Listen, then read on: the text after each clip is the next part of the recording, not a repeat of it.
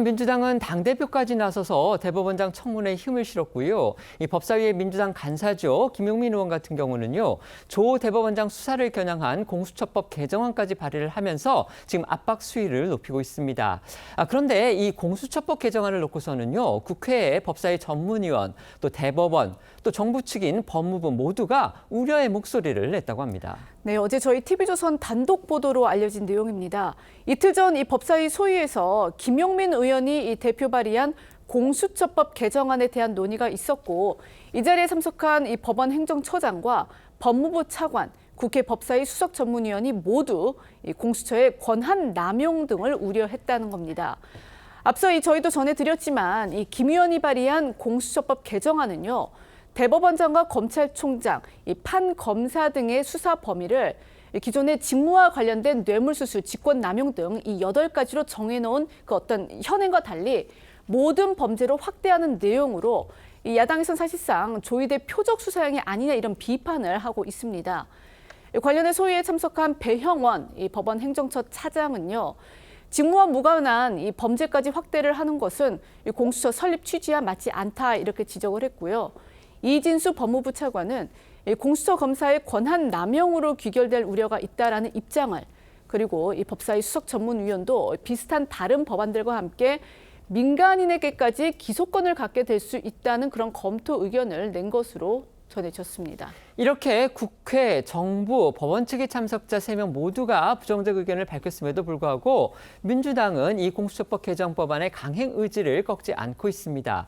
심지어 당시 소위에서는요, 민주당의 이성윤 의원이 이재승 공수처 차장을 향해서 윤석열 전 대통령의 구속 취소를 결정했던 지규현 판사에 대한 수사를 체근한 것으로 그렇게 또 알려졌습니다. 이 의원은 그러면서 지판사 수사를 공수처가 빨리 마무리하면 공수처의 권한과 인력을 늘려줄 수 있다. 이런 취지의 발언도 했다고 해서 일종의 딜을 시도한 거냐? 이런 논란이 또 불거지고 있습니다. 네, 저희 취재에 따르면 이틀 전 법사위 1소위에서 민주당 이성윤 의원은 이재승 공수처 차장에게 지금 지규현 판사 수사 중에 있죠. 수사가 어느 정도 되고 있느냐 이렇게 물은 것으로 전해집니다. 그러자 이 차장이 최선을 다해 진행 중이다 이렇게 답하니까 이 의원이 그렇게 답할 일이 아니다라고 질책하면서 계속 그러면 공수처가 신뢰를 받을 수 없다. 그 사건을 빨리 종결해줘야 국민도 공수처의 수사 범위도 인력도 늘려줘야지 이런 하는 생각이 든다 이렇게 말한 걸로 전해지고 있습니다.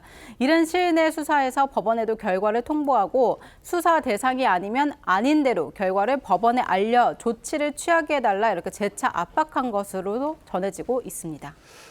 이런 사실이 알려지자 이 법조계 일각에서는요, 이 민주당이 발의한 공수처 개정안이 조 대법원장과 또 내란 사건 재판장인 지 부장판사 등 여건이 불만을 가진 특정 법관을 겨냥한 이 맞춤형 입법 아니냐는 이런 비판이 커지고 있습니다.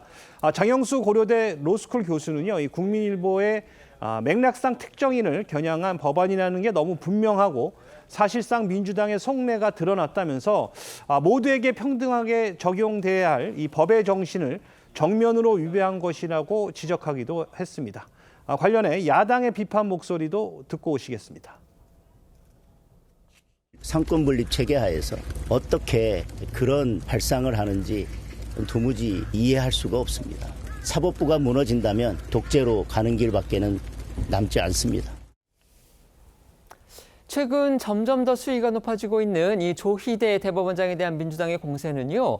과거 문재인 정부 시절 김명수 대법원장을 둘러싼 정치 공방을 다시 또 소환하고 있습니다. 2021년이었죠. 김명수 대법원장의 이른바 거짓말 사태 때와 지금의 민주당의 태도가 달라도 너무 다르다. 지금 이겁니다. 네, 맞습니다. 2021년 김명수 당시 대법원장의 거짓말 사태를 되돌아보면요. 당시 여당이었던 민주당이 탄핵을 거론했던 임성근 전 부장판사의 사표를 김 전 대법원장이 반려하는 과정에서 탄핵 가능성을 언급한 적 없다 이렇게 했던 게 녹취를 통해 나중에 거짓말로 드러난 겁니다. 하지만 당시 민주당은 대법원장 말을 녹취하고 폭로한 게 더 나쁘다는 식으로 김 대법원장을 감쌌습니다. 당시에도 소수 야당이었던 당이었던 국민의힘은 법사위에서 김 대법원장의 증인 출석을 요구했지만 다수 여당인 민주당 의원들이 모두 반대표를 던져서 무산됐었습니다.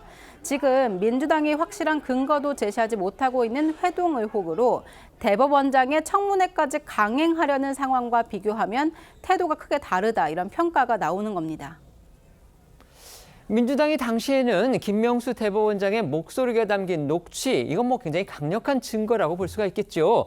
그런 어떤 증거와 근거가 있었음에도 법사위의 증인으로 부르는 거에서 반대를 한 겁니다. 그런데 지금은 인적, 물적 증거가 하나도 없는 이른바 지라시 같은 의혹으로 지금 사법부 수장을 청문회에 불러서 세우겠다는 겁니다. 이러니까 야당은 앞뒤가 맞지 않는다, 이렇게 비판하고 있습니다. 네, 맞습니다. 더욱이 당시 김 전 대법원장의 법사위 증인 출석을 반대하던 민주당 논리, 지금 야당이 그토록 강조하고 있는 삼권 분립, 그리고 사법부 독립 원칙이었습니다. 당시 민주당 목소리 들어보겠습니다. 김명수 대법원장의 출석에 동의하지 못한 것은 정말 우리가 가장 큰 원칙이라고 생각하는 삼권 분립의 원칙과 사법부 독립의 원칙을 지키는 것이 중요하다는 차원에서 했던 것이지, 결코 김명수 대법원장이란 개인을 보호하거나 지켜주기 위한 것이 아니었다는 점을 다시 한번 말씀드립니다. 민주당 불과 4년 전이었습니다. 지금 방금 저희가 백혜련 의원의 목소리를 들려드렸는데 삼권 분립, 사법부 독립 저렇게 강조를 했었습니다. 그런데 지금 와서 지금 사법부 수장을 청문회에 세우겠다고 하는 하고, 그다음에 사법부 수장에 대한 지금 탄핵을까지 경고를 하고 있고요. 또 공수처에 대해서는 사법부 수장의 수사를 거의 무한대로 할 수 있는 그런 내용의 지금 법 개정안까지 추진을 하고 있습니다. 이런 상황은 어떻게 보십니까? 우선 지금 김명수 전 대법원장이 당시에 받고 있던 문제점과 지금 조희대 대법원장이 받고 있다고 민주당이 주장하는 문제점은 뭐 차원이 완벽하게 다릅니다. 아까 앵커께서 말씀하셨듯이 김명수 전 대법원장은 증거가 있잖아요. 녹취록이라는 증거가 있었고, 지금 조희대 대법원장은 저는 사설 정보지만도 못한 민주당 또는 민주당 언저리에서 스스로 제기한 의혹이라고 저는 생각을 하거든요. 그거는 우리 흔히 기자들이 얘기하는 중립적인 의미의 의혹에도 훨씬 못 미칩니다. 자, 그럼에도 입장은 거꾸로입니다. 사법부 독립, 상권 분립 뭐 이런 거를 외치면서 오히려 김명수 당시 대법원장을 민주당이 감쌌고요.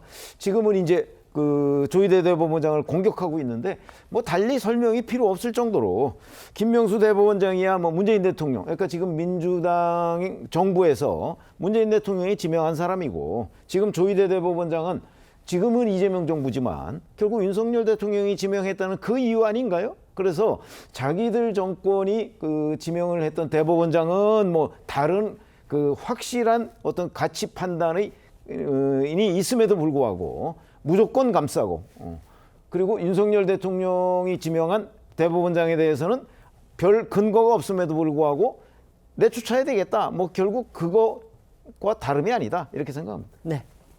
글쎄요, 뭐 당시에 국민의힘에서도 김명수 대법원장에 대해서 사퇴를 촉구하면서 상당한 압박을 했던 기억이 있고요. 그렇기 때문에 당시 당시 정권에서도, 그리고 당시 이제 정치권에서도 당연히 사법부의 독립이라는 부분이 굉장히 논란이 되고 화두가 되었었습니다. 그런 부분들 때문에 정청래 대표도 최고위 회의에서 당시 국민의힘에서 김명수 대법원장을 압박하던 영상을 틀기도 했고요. 이것도 내로남불 아니겠느냐, 이런 취지의 지금 이야기가 나오는 것으로 봐야 되겠거든요. 결국에는 사법부가 독립을 얘기하기 위해서는 국민적인 신뢰를 회복하고 또 그 신뢰를 바탕으로 독립을 이야기했을 때 그것이 좀 더 힘 있는 목소리가 된다라는 생각이 듭니다. 사법부로서도 독립을 주장하는 것도 당연히 중요한 가치겠지만 그것에 앞서서 국민적인 신뢰를 어떻게 회복해야 될지, 이 부분에 대한 고민도 동시에 이루어져야 된다고 생각합니다.